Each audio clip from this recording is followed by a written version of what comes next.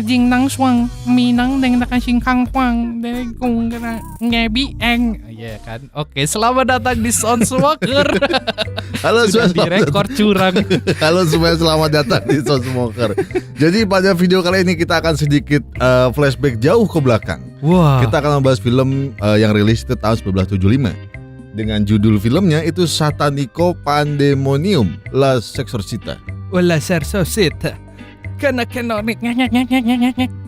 Oke, berhubung Emon yang nge-lag, film ini akan menceritakan tentang kisah biarawati yang menjadi kesetanan setelah melihat rudal ekstra besar yang seakan mengangguk-angguk menganggilnya. Fuck, film apa ini? Oke, sepertinya Film apa ini? menarik. Saya pikir kemarin saya membahas film yang serius, kenapa jadi begini sih? Kapan lagi kita melihat rudal headbang ya kan? Rudal headbang. Oke, jadi gak usah lama-lama lagi, kita langsung aja ke alur filmnya. Dan intro.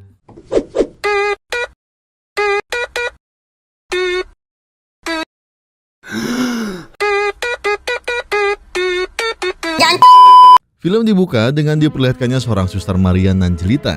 Dia bernama Suster Maria. Oke, udah saya sebut di awal. Biarawati muda yang masih berusia 19 tahun. Yang pasti dia masih terjamin pink. Pink.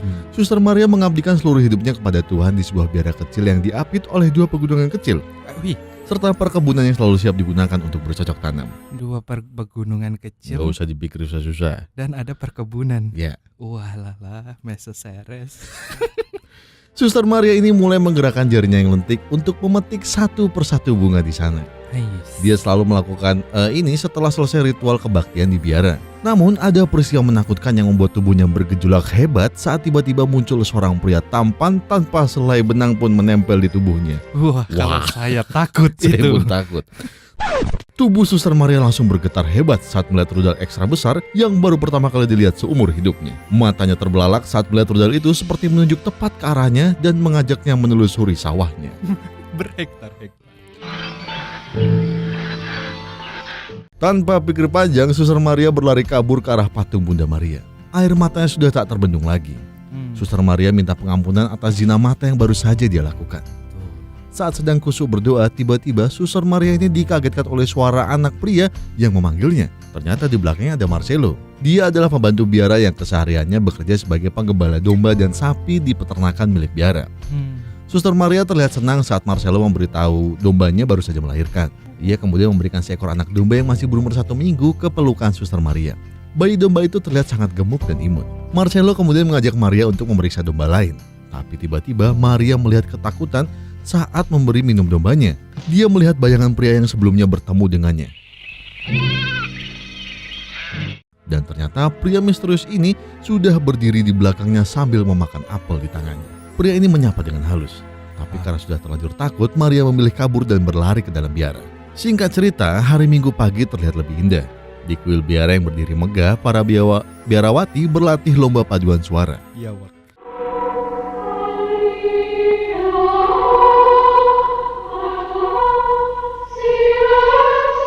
Para suster pun sedang khusyuk melaksanakan kebaktiannya.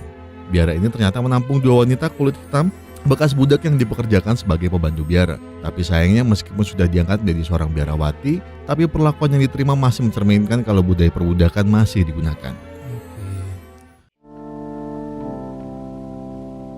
Namun ada sisi positif yang bisa menjadi pelajaran, bahwa di biara ini masih sangat kental akan budaya kebersamaannya. Bisa dilihat dari cara mereka makan bersama yang selalu diawali dengan doa dan diakhiri juga dengan doa penutup. Meskipun kebersamaan ini tercoreng dengan ulah para suster senior yang melakukan perbudakan kepada pembantu kulit hitamnya. Masalah datang lagi saat Suster Maria melihat penampakan pria pemakan buah apel misterius. Dan anehnya, sosok pria ini tiba-tiba menghilang begitu saja. Penampakannya benar-benar membuat Suster Maria dihantui rasa ketakutan. Dalam ketakutannya, Suster Maria melampiaskannya dengan menghibur biarawati kulit hitam yang diperlakukannya seperti budak oleh suster senior. Salah satu pembantu kulit hitam ini menangis meratapi nasibnya yang terlahir dengan warna kulit yang berbeda. Dia merasa tinggal di biara sama saja seperti hidup di luar. Dia selalu merasakan perlakuan diskriminatif. Namun saat khusyuk berdoa di kamarnya, Maria lagi-lagi melihat pria misterius itu datang menghantuinya. Suster Maria benar-benar dibuat melongo tak berdaya saat dipaksa melihat bentuk rudal bengkok yang membuat Suster Maria merasa sangat berdosa. Suster Maria pun memilih untuk menebus dosanya dengan cara menyiksa dan mencambuk tubuhnya.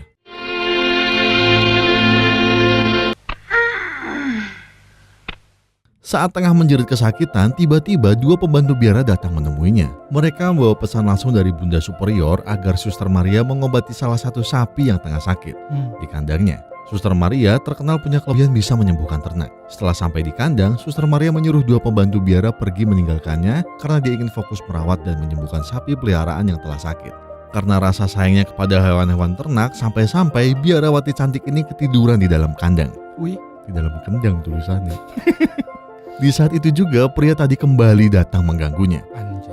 Dia melempar apel yang dimakannya ke arah Suster Maria. Lo kok ngamuk?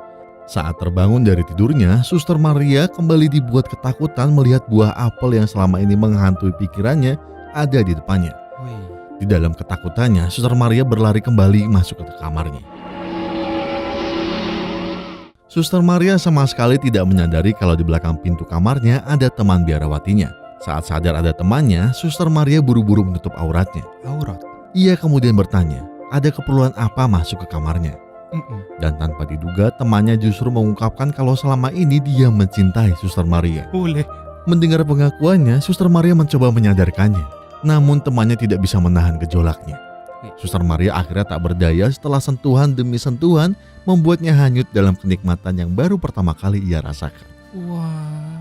Dan saat ia benar-benar dibuat bergejolak tak berdaya, kejadian aneh mulai menyadarkannya. Ternyata yang sedang adu mekanik dengannya bukan sesama owner serabi lempit di biara, tapi sosok pria aneh yang selama ini menghantuinya. Wah anjir, adu mekanik dengan sosok aneh. Ternyata pria ini bernama Luzbel.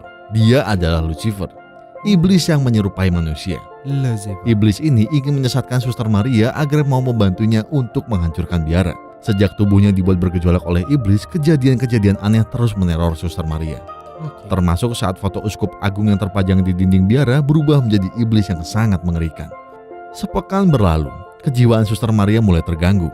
Sepertinya iblis sudah merasuki pikiran dan hatinya. Siang itu dia menemui Marcelo. Suster Maria terlihat sedang mencarinya dan akhirnya menemukan Marcelo sedang bermain di tepian sungai. Dia menghampirinya di bibir sungai.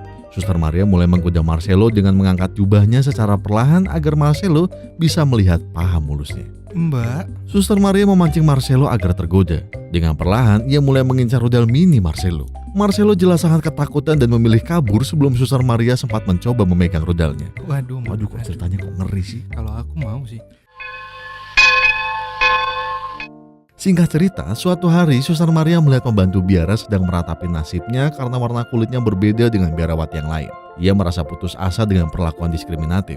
Suster Maria kemudian mengikutinya. Ternyata pembantu ini ingin mengakhiri hidupnya dengan cara gantung diri. Waduh. Melihat apa yang dilakukan pembantunya, tidak disangkanya Suster Maria justru mendorong pembantu tersebut yang akhirnya harus mati mengenaskan.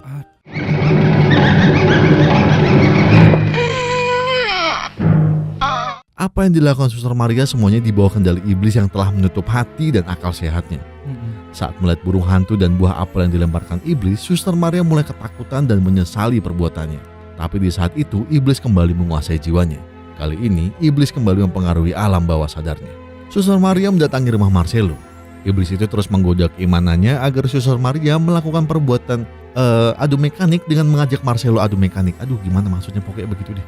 Iya, pokoknya gitu. Di rumahnya, Marcelo hanya tinggal berdua dengan ibunya yang sudah tua. Ibunya tidak curiga saat Suster Maria ingin melihat kondisi anaknya yang diketahui sudah 2 hari tidak datang ke biara. Marcelo terlihat masih trauma dengan perlakuan Suster Maria kemarin. Kok bisa? Di kamarnya, Marcelo terlihat sedang tidur pulas. Suster Maria semakin tak kuasa ingin dibuat bergejolak tak berdaya ketika melihat Marcelo tidur hanya ditutupi oleh selimut. Mamas. Apalagi ada kesempatan bagus saat dia melihat ibunya sudah tertidur pulas di kursinya. Dan tanpa pikir panjang babi bu bebo, Suster Maria mulai menanggalkan pakaiannya satu persatu dengan cepat. Tapi saat baru memulai, Marcelo terbangun dari tidurnya dan menolak ajakan suster itu. Suster Maria mendadak gelap mata. Dia emosi dan langsung menggigit tangannya. Dia lalu melihat pisau terletak di kamar Marcelo. Tanpa pikir panjang, dia langsung mengambilnya dan menusuk leher dan dada perut Marcelo dengan sadis. Dan Marcelo tewas ketika. Wah, cukup ngeri sih. Setelah membunuhnya, Suster Maria kembali sadar dan menyesali perbuatannya. Namun tanpa diduga, tiba-tiba sosok Marcelo berubah wujud menjadi ibunya yang dia bunuh. Ternyata sedari tadi yang hendak ia nikmati adalah ibu dari penggembala domba tersebut. Rupanya iblis telah membutakan hati dan pikiran Suster Maria. Suster Maria mulai panik. Ia kabur setelah tahu api mulai melalap rumah Marcelo. Rumahnya langsung mengalami kebakaran hebat dan menewaskan pemilik rumah yang terjebak di sana. Esoknya, Suster Maria dikunjungi 2 rekan biarawatinya. Para suster ini memberi kabar insiden kebakaran rumah yang menimpa penggembala domba mereka. Mereka memberitahu kalau Marcelo dan ibunya tewas di tempat. Suster Maria mencoba bersikap tenang agar 2 rekannya tidak mencurigai gerak-geriknya. Ia berpura-pura sedih dan merasa kehilangan atas kematian Marcelo dan ibunya. Anjir. Suster Maria langsung pergi. Ia beralasan ingin mendatangi dan mendoakan mayat Marcelo dan ibunya di pembaringan terakhirnya. Setelah sampai di kamar mayat, Suster Maria langsung memeriksa mayat Marcelo. Karena saat terakhir dia membunuhnya, kalungnya tertinggal di ranjang Marcelo. Dan benar saja, Marcelo terlihat menggenggam erat kalung miliknya. Suster Maria berusaha sekuat tenaga untuk mengambil kalungnya. Namun aksinya ternyata sudah diperhatikan oleh Bunda Superior yang mengintipnya di balik pintu kamar. Sudah lama Bunda Superior mencurigai gerak-gerik Suster Maria yang akhir-akhir ini terlihat mencurigakan. Bunda Superior marah besar setelah tahu perbuatan keji yang dilakukan oleh Suster Maria. Tapi bukannya merasa bersalah, Suster Maria justru menganggap dirinya sudah tak pantas menyembah Tuhan. Suster Maria meyakini kalau kedudukannya lebih tinggi dari Tuhan. Waduh, kok ngeri. Bunda Superior terlihat sangat terpukul melihat suster kesayangannya sudah jauh melenceng dari ajaran Tuhan. Kepala biara tersebut langsung bersujud di hadapan Tuhannya sambil menangis. Dia berdoa agar Suster Maria kembali mendapat wahyu. Sesaat Suster Maria sempat menyesali perbuatannya, namun kembali iblis datang menguasai jiwanya. Tiba-tiba di tangannya Suster Maria sudah ada sutas tali. Bisikan iblis terus membujuknya agar mau membunuh Bunda Superior yang menjadi penghalangnya. Sesaat kemudian dengan tali di tangannya, Suster Maria ini dengan sadis mencekik leher Bunda Superior sampai tewas mengenaskan. Untuk menghilangkan jejak pembunuhan yang dilakukannya, dia kemudian menyeret mayatnya itu ke tempat penyimpanan mayat. Kemudian dia menaruh mayat Bunda Superior dengan mayat yang lain agar tidak dicurigai oleh para biarawati yang mencari keberadaannya. Setelah selesai menyembunyikan mayat Bunda Superiornya, Suster Maria bergabung dengan para suster lain untuk mempersiapkan upacara penguburan jenazah Marcelo dan ibunya. Semua prosesi pemakaman dilakukan oleh para biarawati. Saat proses pemakaman, kejadian menakutkan kembali menghantui Suster Maria. Tiba-tiba ia melihat tangan salah seorang biarawati yang menguburkan jenazah Marcelo dan ibunya terlihat gosong seperti habis terbakar. Suster Maria yang ketakutan pun pergi meninggalkan upacara pemakaman yang belum selesai. Suster Maria terus berlari. Dalam hatinya ia ingin pergi jauh meninggalkan semuanya. Rasa takut dan penyesalan mulai dirasakan saat tubuhnya terjatuh di kubangan lumpur. Biarawati ini mulai menyadari dosa-dosanya yang tak mungkin dimaafkan. Dia mulai mempertanyakan keajaiban Tuhan yang tidak pernah datang dalam hidupnya. Dia terlihat sangat putus asa. Akhirnya Suster Maria mengasingkan diri di sebuah gua. Sudah 3 hari dia meratapi semua dosa-dosanya. Dan di hari keempat iblis kembali datang menemuinya. Ia berusaha untuk mengusirnya, namun jangan disebut iblis jika tidak punya 1000 cara akal. Cara nakal maksudnya. Iblis mulai merayu Suster Maria agar kembali ke biara untuk menjadi Bunda Superior untuk menggantikan Suster Teresa. Awalnya Suster Maria menolaknya. Dia tidak mau menghancurkan biara dengan caranya bersekutu dengan iblis. Namun iblis mulai menakutinya. Jika Suster Maria tidak mengikuti keinginannya, maka dia akan mempengaruhi seluruh isi biara agar menghakiminya dengan cara menyiksa dan mencongkel matanya, lalu membakarnya hidup-hidup depan biara. Anjir. Ngeri banget. Suster Maria akhirnya menyerah. Ia setuju menjadi kepala biara dengan menjadikan iblis sebagai Tuhannya. Setelah perjanjiannya dengan iblis ditandatangani, akhirnya ia menyesatkan seluruh temannya dan mereka mengangkat Suster Maria sebagai Bunda Superior baru. Namun yang bikin ngeri, aturan di biara dibuat langsung oleh iblis dan menjadikan iblis sebagai Tuhannya. Kebaktian di biara diganti dengan cara bernyanyi dan pesta adu mekanik sesama jenis. Anjir. Semua biarawati diwajibkan menanggalkan pakaiannya saat menari dan berpesta adu mekanik bersama. Dan ternyata kisah Suster Maria ini hanya terjadi di dalam mimpinya. Alah. Karena dalam kehidupan nyata, biarawati cantik ini sudah 3 bulan koma di kamarnya. Kondisi kesehatannya terus melemah. Akhirnya ia meninggal dunia di saat terakhir kali dia bermimpi menjadi Bunda Superior baru di biaranya. Dan mimpinya pun akhirnya berakhir. Dan juga filmnya pun berakhir. Oke, setelah ketegangan yang tadi terjadi, ternyata itu hanyalah sebuah mimpi dari Suster Maria ini. Kalau saya nggak salah baca itu maksudnya, kenapa sih pada ujung-ujungnya ini hanya sebuah mimpi? Itu kayak apa sih, representatif apa perwakilan, maksudnya itu ketakutan yang dimiliki si Suster Maria sebenarnya. Oh, jadi karena memang dia sebelum koma mungkin ya dia punya ketakutan itu, akhirnya ke bawah mimpi. Akhirnya ke bawah mimpi kayaknya kalau saya nggak salah baca. Terus ketindian dia makanya koma. Sebenarnya dia tuh tidur, cuman ketindian aja jadi nggak bangun. Di Amerika ada genderuwo tuh. Penasaran. Ada namanya Lucifer. Nggak pakai F. Enggak. Pakai P. Pakai P. Oh, Lucifer orang keranggan tuh. Iya, suka soknya ceper-ceper gitu. Ya apapun lah yang diomong Emon ya. Jadi intinya film ini tuh menggambarkan betapa mengerikannya bila kita terpengaruh oleh pengaruh iblis. Betul. Dan ada enaknya juga sih sebenarnya. Enggak maksudnya enak, cuman cuma gini ya, cuma kayak tapi ya memang semengerikan itu. Bahkan di sini diceritakan seorang suster biarawati pun dia bahkan bisa terpengaruh hasutan iblis. Apalagi melihat rudal bengkok yang membuat matanya terbelah. Memang yang enak-enak itu dilarang biasanya karena efeknya, bukan karena dilarangnya. Oh, saya pikir karena enaknya memang. Biasanya kan memang seperti itu. Gue ngomong apa sih? Ya udah deh, kalau kalian punya komentar tersendiri soal film ini silakan tulis di kolom komentar karena pokoknya sekali lagi saya itu cuma baca sedikit. Yang intinya saya nggak berani menyenggol kiri kanan karena takutnya omongan saya salah. Iya. Karena bukan di bidang saya juga. Betul sekali. Ya saya menonton film ini karena wah si suster cantik. Udah gitu aja. Udah gitu aja ya. Tapi seru yang jelas film ini. Filmnya membagongkan ternyata. Membagongkan sekali. Plot twist yang sangat plot twist. Dah. Yaudah, terima kasih sudah menonton video ini sampai habis. Semoga kalian selalu diberi kesehatan.